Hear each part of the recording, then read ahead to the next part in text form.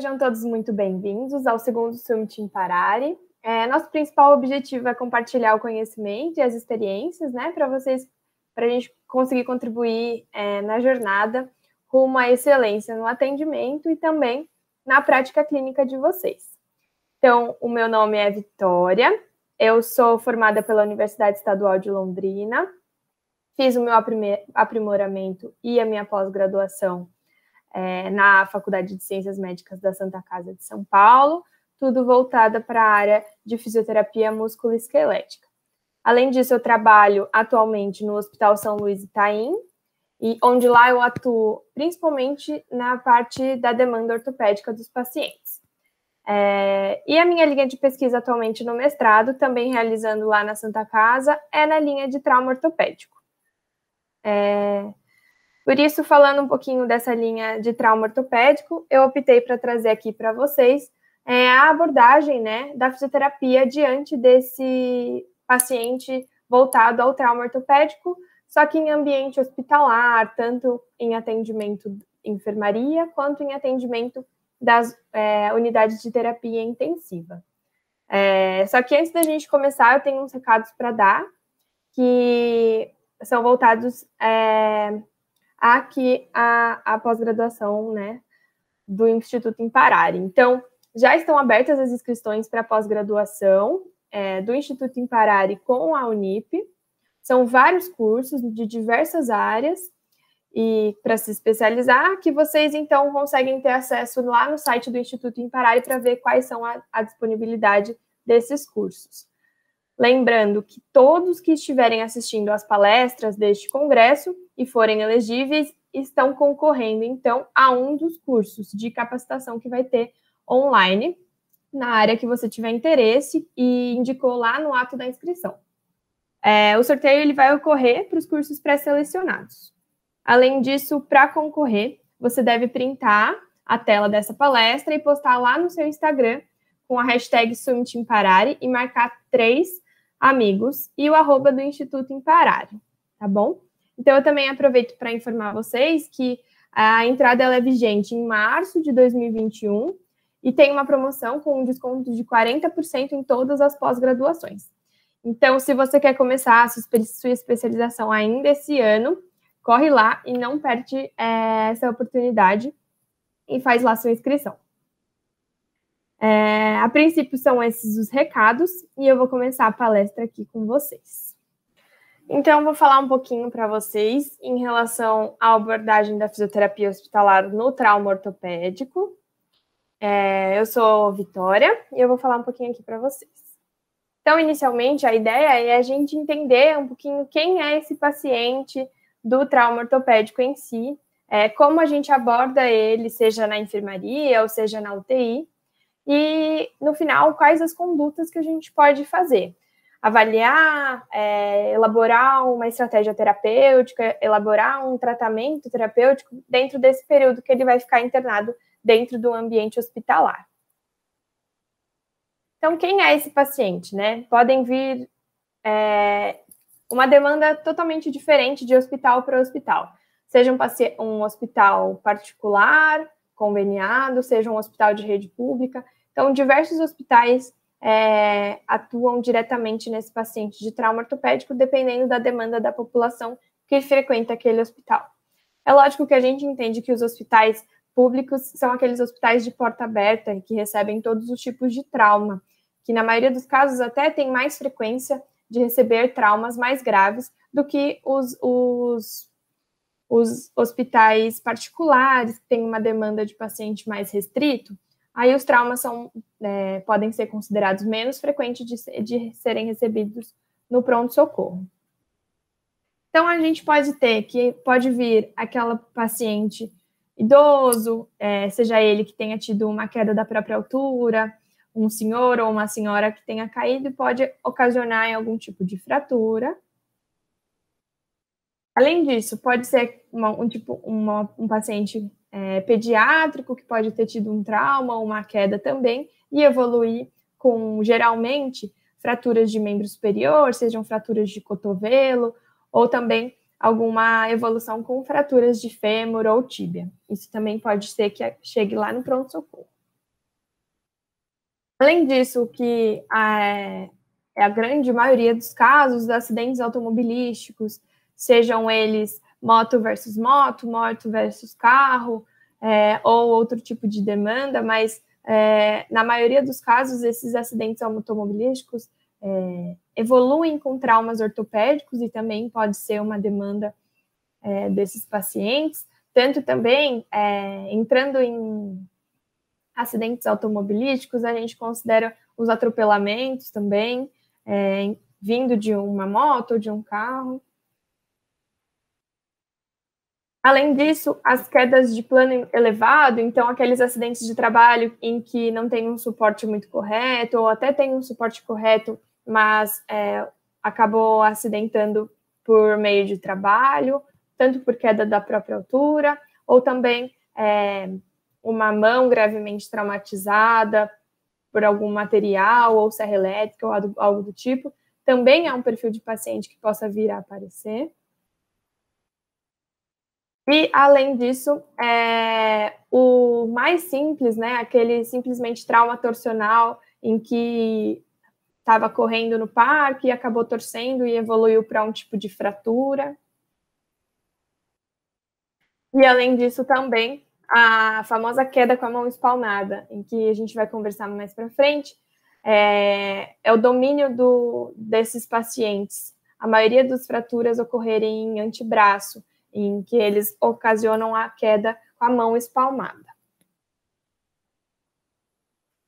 Então, contextualizando um pouco em relação a esse tema, o trauma em si, não só o trauma ortopédico, mas o trauma em si, ele é um problema de saúde pública, visto que a demanda desses pacientes ocorrem diariamente, né?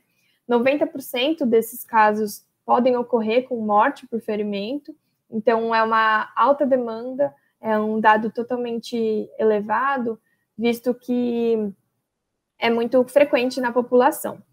Representa 12% de todas as doenças, né, de acordo com o Global Disease Burden.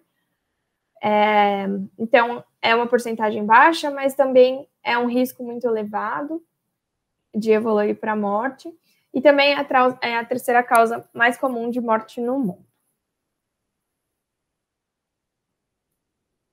Então, falando um pouquinho em relação ao trauma ortopédico, a localização das fraturas que a gente tem mais frequentes. Então, como eu falei, as fraturas de antebraço, que envolvem rádio ulnar distal ou rádio ulnar proximal, ou até diafisária de antebraço. Essas são as mais recorrentes, visto que o mecanismo de trauma é muito frequente, que é a queda da própria altura com a mão espalmada. Não importa se é criança, se é adulto, se é jovem ou se é idoso, tendem a evoluir com essa fratura de antebraço. As fraturas de membro inferior, de modo geral, desde anel pélvico até articulação do pé, predomina de 46% a 55%. As fraturas da região pélvica, 9%. As fraturas da região do ombro totalizam uma porcentagem de 7%. E as fraturas de coluna vertebral, que ocasionam muito em aqueles pacientes que têm um mecanismo de trauma vinculados a uma queda de plano elevado, por exemplo. Então, eu pergunto para vocês, onde entra, né, a atuação do fisioterapeuta traumato ortopédico? Então, a partir do momento em que o paciente ele é admitido lá no pronto-socorro, ele faz uma cirurgia de emergência ou para controle de danos, ou até mesmo eles colocam tala gessada para depois fazer uma cirurgia definitiva. A gente entra em que momento? Então, a gente pode entrar em diversos momentos, mas antes disso, a gente precisa saber fazer uma avaliação completa. Então, visto que é um paciente situado num ambiente hospitalar, em que está em constante monitorização, seja ele numa unidade de terapia intensiva ou num ambiente de enfermaria, a equipe de enfermagem sempre mantém atualizados os sinais vitais. Mas, a princípio, a gente também tem que avaliar isso também. Então, a gente entra tanto num controle de danos, em que eles optam por fazer uma fixação externa, para posterior realizar um tratamento definitivo, como também no pós-operatório. em que a gente já tem uma atuação mais direta, preconizando a alta hospitalar precoce. Então, o que fazer diante dessas situações, né? Conforme eu estava falando, realizar uma avaliação completa, desde sinais vitais até uma avaliação de determinada situação em que ele se encontra. Então, avaliar os sinais vitais clínicos. Muitas vezes vai ter vinculado à enfermagem, eles vão ter acesso a isso, mas a gente também pode avaliar, visto que a gente está em um ambiente hospitalar, tanto de unidade de terapia intensiva, quanto na enfermaria. Então, avaliar sempre a saturação de oxigênio em que o paciente se encontra, visto que nos pacientes politraumatizados, a gente consegue ver uma instabilidade hemodinâmica deles, então sempre avaliar a saturação. Abaixo de 90 graus já é algo que a gente tem que alarmar. Acima de 90%, desculpa. Acima de 90%, a gente mantém um quadro estável. Frequência cardíaca, então, no mínimo 40 batimentos por minuto ou até 130 batimentos por minuto, para a gente avaliar uma conduta fisioterapêutica voltada à ortopedia. Acima disso ou abaixo disso, a gente avalia a indicação da fisioterapia. Mantendo, então, uma pressão arterial sistólica e diastólica, uma pressão arterial sistólica entre 90 até 200, né, de 9 a 20, e uma pressão arterial média, mantendo entre 60 milímetros de mercúrio até 110 milímetros de mercúrio. A frequência respiratória também, avaliar sempre se está entre 5 repetições por minuto ou 40 repetições por minuto, sempre avaliar o padrão respiratório, visto que a gente vai realizar condutas que podem aumentar o padrão respiratório dele, avaliar sempre se está com algum esforço ou não. A temperatura corporal como padrão também, visto que o próprio exercício ou a própria conduta terapêutica aumenta, né, um pouquinho a temperatura corporal. E também condições mais graves nos pacientes politraumatizados, em que tem algum déficit de trauma agudo de abdômen, e aí tem alguma alteração do sistema renal, avaliar se tem realizado diurese frequente, como que está essa diurese. Além disso, mais voltados ao nosso campo ortopédico, avaliar os critérios ortopédicos diante da fratura.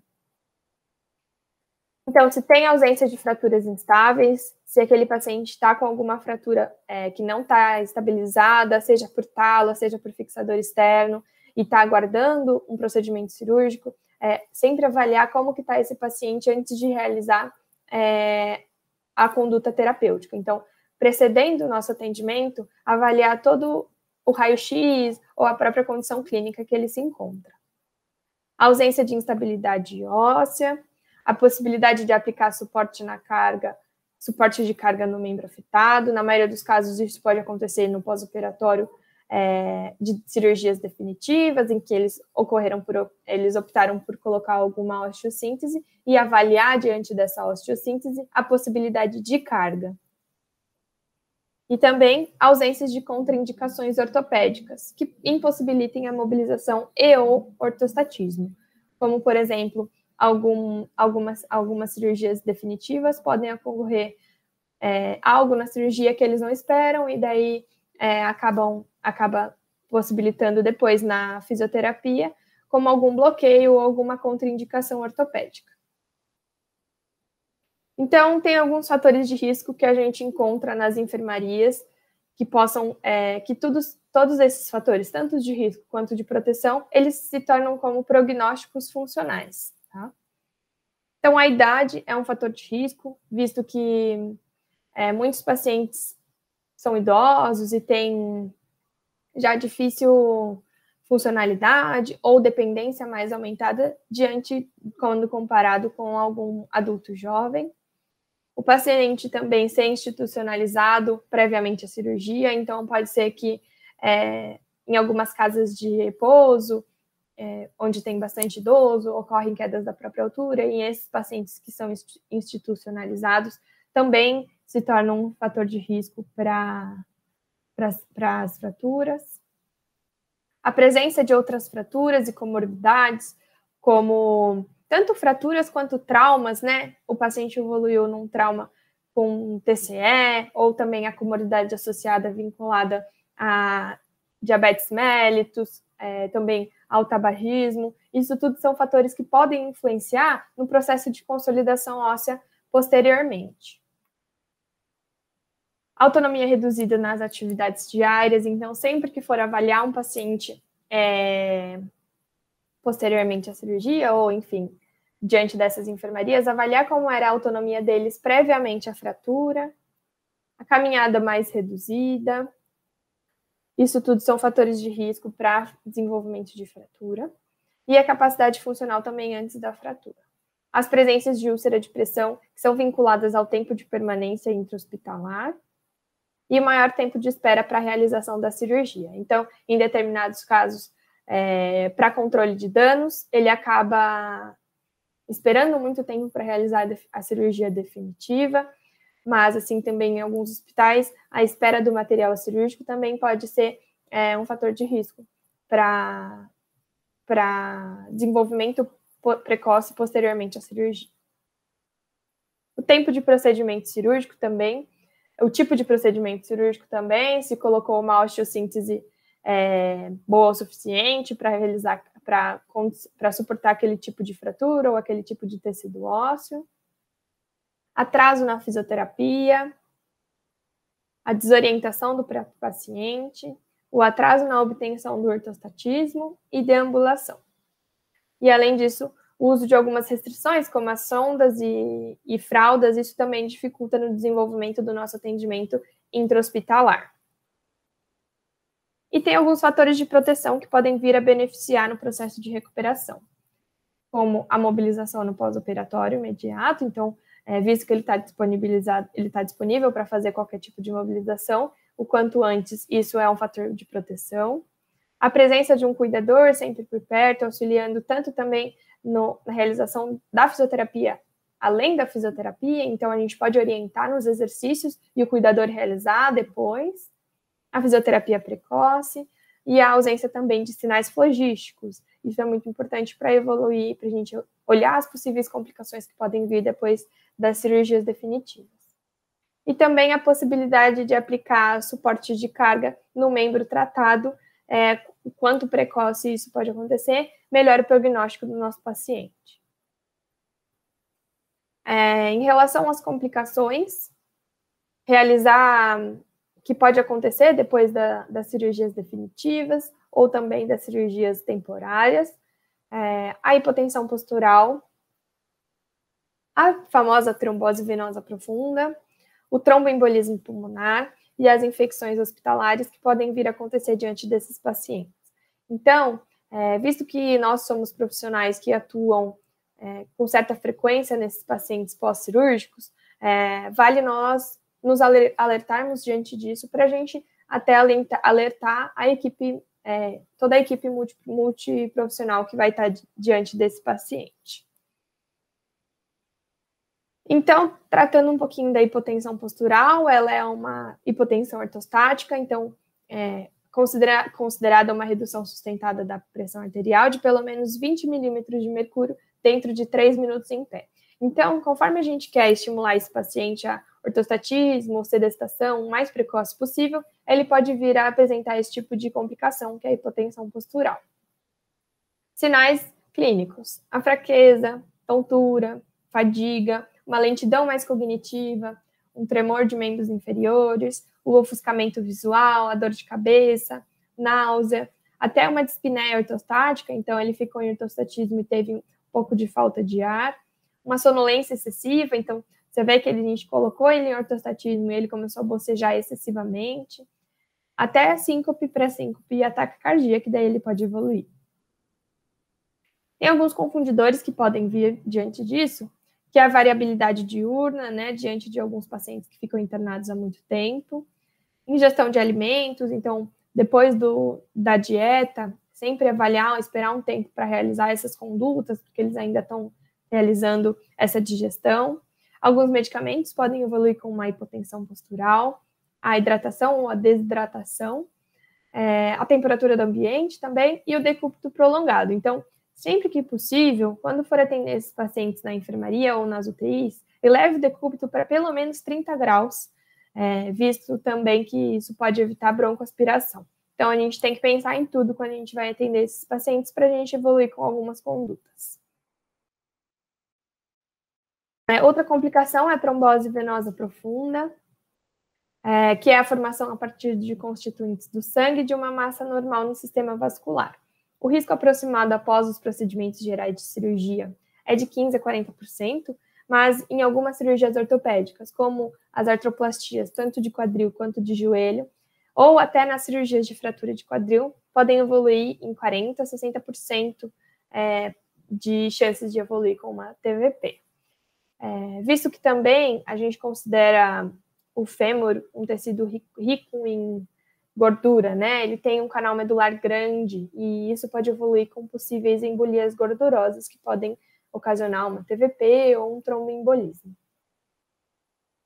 Sinais clínicos da TVP, ela pode ser sintomática ou não, pode aparentar eritema, dor, calor, edema, e a sensibilidade pode estar um pouquinho alterada. Alguns testes, antes disso, um pouquinho falando sobre o tromboembolismo pulmonar, que daí é a migração desse trombo para a circulação pulmonar, realizando uma súbita obliteração da artéria pulmonar e um de seus ramos da divisão, levando a consequências hemodinâmicas e respiratórias. Então, a partir do momento em que o paciente ortopédico ele evolui com TEP, ele deve entrar em protocolos de TEP. Então, cada instituição tem um protocolo de TEP responsabilizado em entrar com... Aí os médicos entram com anticoagulantes, tudo para isso evoluir da melhor maneira possível. A formação, então, nos membros inferiores é de 90% dos casos. Então, por isso que a gente tem que ficar atento nesse paciente também. E já que a gente tem frequente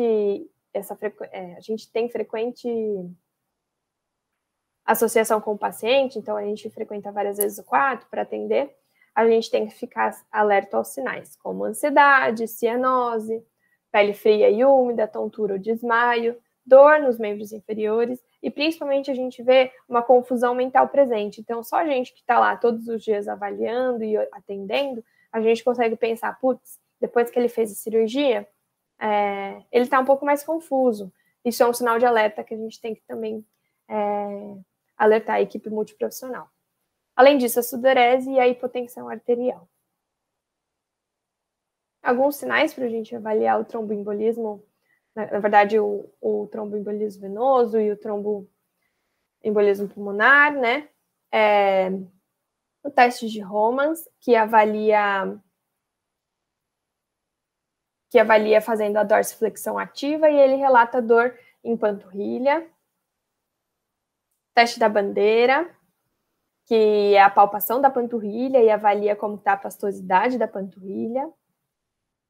E o teste de Bancroft, que é só apertar o posterior, né, a posteriorização da tíbia, apertar a panturrilha e ele relata a dor.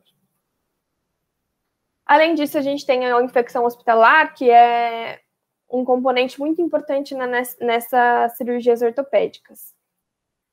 A infecção hospitalar, enfim, é toda a contaminação contraída durante o período de internação hospitalar e normalmente é desenvolvida após o desequilíbrio de toda a flora bacteriana humana, após métodos invasivos, né, no caso, as cirurgias ortopédicas, e do contato com a própria microbiota hospitalar. Infecção de sítio cirúrgico é muito ocasionada nas fraturas, nas cirurgias de pé e tornozelo, nas cirurgias de coluna e nas cirurgias de quadril. Então, a gente tem que entender que o paciente ortopédico, ele é um dos mais frequentes a acontecer infecção de sítio cirúrgico de todas as outras cirurgias que acontecem no hospital.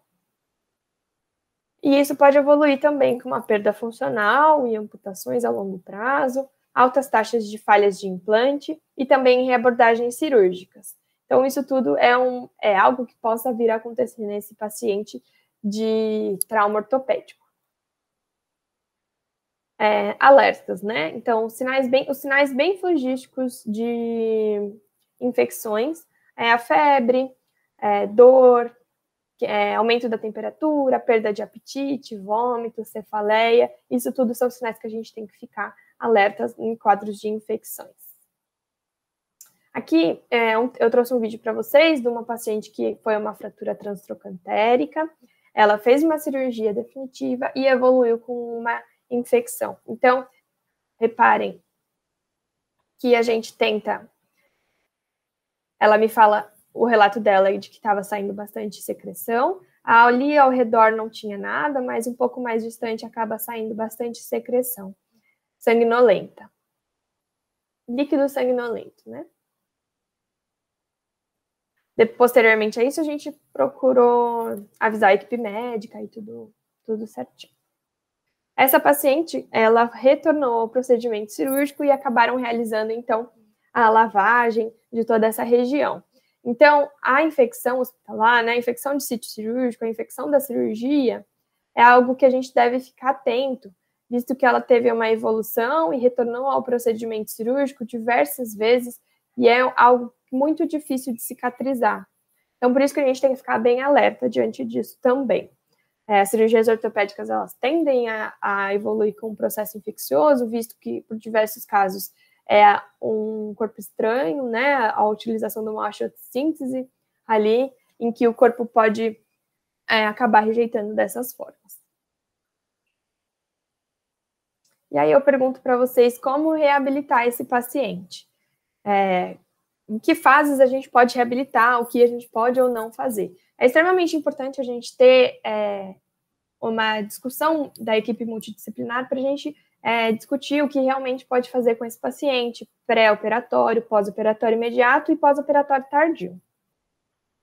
Então, a fase 1 da reabilitação, a pré-operatória, então, ele internou, foi para o pronto-socorro para fazer a análise dessa fratura, para depois eles avaliarem a necessidade de um tratamento cirúrgico. Então, na fase pré-operatória, a gente tem alguns objetivos, principalmente, como prevenir complicações adquiridas no momento intra-hospitalar, estimular a funcionalidade no leito, preservar as amplitudes de movimento e a força muscular das articulações livres, orientar e educar quanto ao processo de reabilitação pós-operatória, colocar na mesa tudo que pode acontecer, como que vai acontecer, como ele precisa evoluir, como ele tem que também estar ciente dessas condutas que ele mesmo vai saber realizar depois da cirurgia. E também utilizar as estratégias de alívio da dor durante o processo de internação. Então, isso tudo a gente consegue ver nessas imagens, então, manter as amplitudes de movimento das articulações livres, em ambos os casos aqui, mantendo, nesse primeiro caso, amplitude livre de movimento contralateral à fratura, e aqui nesse outro caso, também da articulação livre, não da articulação fraturada. Sempre que possível, aqui a gente consegue observar que o paciente está com fixador externo pélvico e a gente mesmo assim consegue realizar flexão, tríplice flexão de todo o membro inferior contralateral que não está fraturado, sempre no limite da amplitude de movimento que possibilita esse tipo de fixação, por mais que seja uma fixação externa, ela está pélvica e a gente consegue realizar, sim, uma amplitude de movimento de todo o arco, de todo o membro que está sem fratura. Preservar a força muscular com exercício resistido. Então, aqui, um exercício ótimo para a gente fazer para os pacientes que estão internados é a ponte. Então, sempre que a gente evolui, a ponte a gente considera um preparatório para a marcha. Então, por mais que ele tenha uma fratura no membro inferior direito nesse caso, a gente está fazendo a ponte com o membro inferior esquerdo unilateral, realizando também uma contração glútea bilateral, fazendo com que ele também auxilie, com que esse exercício auxilie no desenvolvimento dele no leito, né, na melhor evolução clínica intra-hospitalar. Além disso, pode realizar exercícios resistidos, contralaterais, então, sempre que possível, estabilizando o membro que está fraturado. Realizando os estímulos para as mudanças de decúbito, então, essa independência que o paciente tem que ter para sedestação beira-leito, para ortostatismo, para todos esses desenvolvimentos no decúbito são importantes para ele ter melhor funcionalidade, tanto para auxílio da troca de fralda, quanto para auxílio para transferências de banho. A gente tem que colocar isso tudo em mente para estimular ele antes da realização da cirurgia definitiva, enquanto ele espera. Então, estímulo para as mudanças de decúbito, tanto de decúbito dorsal, que é a barriga para cima, quanto para a sedestação beira-leito. Além disso, fortalecimento de membros superiores, preparatório para o treino de marcha. Então, fortalecer bastante escápulos torácicos, tríceps braquial, bíceps braquial. O exercício de push-up é um ótimo exercício para auxílio, posteriormente, quando for utilizar um dispositivo auxiliar, como uma muleta, ou um andador, ou até mesmo uma muleta canadense. Então, a gente preparar o membro superior para ele ficar fortalecido o suficiente para conseguir ter um treino de marcha adequado posteriormente à cirurgia definitiva.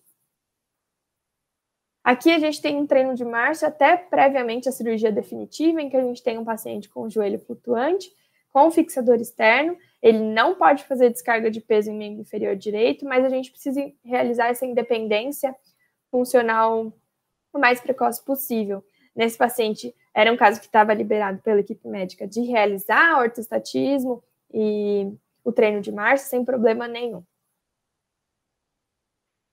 E aí, depois dele realizar a cirurgia definitiva, então fixar essa fratura, a gente tem que colocar em mente que ele pode realizar as mobilizações e a descarga de peso, visto que se ocorreu alguma complicação intraoperatória, a gente tem algumas restrições, mas por isso a importância da gente ter uma conversa multidisciplinar, multiprofissional, para evoluir com ele posteriormente.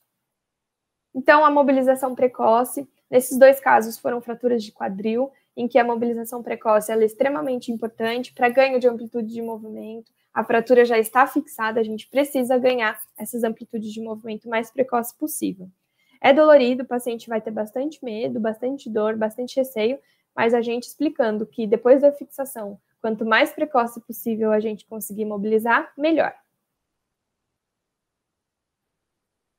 Aqui, nesse caso, uma fratura de joelho, planalto tibial, em que a gente também já ganha amplitude de movimento precoce em pós-operatório imediato, de flexão e extensão de joelho. Aqui a gente conseguiu até já realizar uma sedestação beira-leito, com mobilização também de joelho, numa fratura de planalto tibial, realizando flexão e extensão de joelho. Então, quanto antes a gente conseguir realizar essa flexão de joelho no pós-operatório, tanto em ambiente hospitalar, na enfermaria, melhor vai ser o prognóstico dele lá no atendimento ambulatorial. Mesma coisa aqui. Essa era uma fratura supracondiliana de fêmur, em que quanto antes a gente conseguiu ganhar um movimento de flexão e extensão de joelho, visto que essa foi uma paciente que ficou com um fixador externo transarticular por muito tempo, então ela permaneceu em extensão por muito tempo. Então, para a gente fazer a flexão desse joelho foi um pouco mais dolorido, exatamente pelo tempo de fixação externa que ela ficou. Além disso, realizar as mobilizações precoces com, por exemplo, um curativo aspirativo, não tem problema nenhum. Sempre movimentos lentos, né? Mas sempre estimulando a amplitude do cotovelo que estava restrito nesse caso. Não tem problema nenhum a gente mobilizar com esses tipos de restrições. Além disso, em ambiente hospitalar, a gente também entra com aceleração do processo cicatricial, a gente já entra com o laser, já entra também com processos que ajudam nessas inflamações que ficam pós-cirúrgicas. Iniciamos também a ativação muscular precoce, tanto com uma ativação isométrica quanto com uma ativação mais isotônica, realizando a amplitude do movimento da articulação, estando ela livre, né? Sempre que possível, qualquer cirurgia de membro inferior, a gente tende a perder muito a musculatura de quadríceps, de glúteo, então quanto antes a gente recrutar essas musculaturas, melhor. Recrutar, tanto utilizando comando verbal, quanto outros tipos de estimulações, né? Então, aqui a gente utilizou o próprio exercício de ponte, é um dos melhores exercícios para realizar no leito, para melhor independência, para ajudar no auxílio da colocação da fralda, isso tudo vai auxiliar na melhor independência no leito mesmo e, posteriormente, evoluir melhor. Também a gente utiliza da ativação muscular com eletroestimulação neuromuscular, nesse caso era uma fratura de tíbia, em que a gente entrou com eletroestimulação neuromuscular em quadríceps. Quanto antes a gente eletroestimular essa musculatura também, melhor recrutamento muscular, melhor ativação muscular. Além disso, fortalecimento dos membros superiores, a gente mantém esse fortalecimento desde o pré-operatório e exercícios ativos. E também a preservação da força muscular com exercícios resistidos da perna contralateral à fratura. Então, nesse caso, um paciente muito ativo, um jovem adulto, em que a gente acaba usufruindo e aproveitando que ele tem essa demanda, de quanto antes a gente recrutar esses exercícios, melhor até para o prognóstico dele. Então, falando ainda sobre as independências do decúbito, estimular as mudanças de decúbito para sedestação beira-leito e, posteriormente, o ortostatismo. Aqui, o ortostatismo. Então, nesses dois casos, nesse caso à esquerda, uma fratura de fêmur, e aqui, nesse caso à direita, uma fratura proximal de fêmur de quadril, que foi colocada uma osteossíntese, em ambos os casos. Além disso, realizar o treino de marcha o mais precoce possível nesses pacientes. Então, a gente tem o Fast Track, que são protocolos que a gente coloca intra-hospitalar, em pós-operatórios de cirurgias de quadril e joelho, em que as evidências são mais claras diante desse programa de Fast Track. Quanto antes a gente consegue estimular o treino de marcha, melhor o prognóstico funcional dele posteriormente às cirurgias. Então, por mais que em alguns casos a gente não possa fazer a descarga de peso, a gente sempre pode fazer uma descarga proprioceptiva, que é somente o pé encostado no chão, mas não jogado a carga sobre ele. Isso é um pouco difícil do paciente entender, mas nada como uma prática durante as terapias.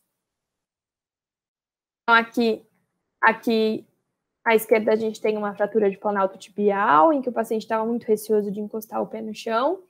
E aqui, nesse caso, uma fratura de tornozelo, em que ele estava em carga zero, mas que a gente pode somente estimular o toque proprioceptivo e não realizando a descarga de peso sobre o membro. Além disso, diante da situação que a gente tem de um paciente que fica 24 horas do dia deitado na cama, a gente tem que aproveitar os 40 minutos, os 30 minutos, 40 minutos que a gente tem de terapia, de estimular ele, de certa forma, a esse condicionamento cardiorrespiratório. Então, valorizem esse tempo que a gente tem do paciente na enfermaria para estimular, porque depois disso ele fica deitado o resto do dia e sempre que possível manter essas orientações. Aqui a gente realizou o treino de cicloergômetro num paciente com tração craniana. Isso é muito importante da gente realizar também. Além disso, a gente dá as condutas, faz os exercícios, mas a gente também tem como função orientar quanto os dispositivos que o paciente tem. Então, visto que é um paciente que está com fixador externo, nesse caso, um Ilizarov, a gente também orienta na higienização. É muito importante a gente colocar para ele que essa higienização depende dele também. Até porque, como a gente falou, para o paciente ortopédico evoluir com uma infecção, é muito alto o risco disso acontecer. Então, nada como uma higiene certa desses dispositivos. Então, a gente costuma orientar na realização da limpeza desses fios que ficam. Então, ali a gente abriu um pacotinho de gaze, com um soro fisiológico mesmo, molhou as gases, e gase por gase a gente vai pegar e vai fazer um rolinho. Esse rolinho, ele vai passar fio a fio. Dá trabalho, mas é extremamente importante a gente realizar essa orientação para ele entender que a responsabilidade dele também fazer essa limpeza. Então, a gente passa, cruza e faz a limpeza, deixando o tecido totalmente limpo e um tecido totalmente flexível, um tecido bem molinho o suficiente para aguentar esse fio ali o tempo todo. Avalia, mostra para ele que o tecido ele fica mais molinho mesmo por causa dessa água limpinha. E deixa o agaze lá, e vai fazendo em todos os outros fios. E, além disso, a gente também orienta o posicionamento adequado de uma órtese, seja um brace, seja o enfaixamento, tudo isso para facilitar também na alta hospitalar. Nesse caso, a gente falou para o paciente mesmo realizar mais proximalmente e depois mais distalmente. Então, é extremamente importante a gente entender que a nossa conduta fisioterápica, tanto diante de conduta, quanto orientações do que vai acontecer no procedimento cirúrgico, no que vai acontecer da reabilitação pós-operatória, a gente tem que colocar tudo na mesa. Então, tirar todas as dúvidas do processo de reabilitação, pré-operatória, pós-operatória tardio. Então, isso tudo a gente passa a orientar o nosso paciente. De certa forma, é um paciente extremamente dependente em ambiente hospitalar, da equipe multidisciplinar, de todo esse engajar dele dentro de um ambiente hospitalar. Ele acaba de passar por um trauma, então isso tudo a gente tem que levar em consideração, visto que é um paciente, assim, delicado de se tratar, e a gente precisa também pensar em como agir diante disso. Acompanhado numa equipe multidisciplinar bem alinhada, o processo de recuperação dele e o processo dele entender toda essa evolução faz parte de uma melhor evolução clínica. Então, é isso. Estou aberta à disposição para qualquer dúvida ou qualquer outra questão. Muito obrigada.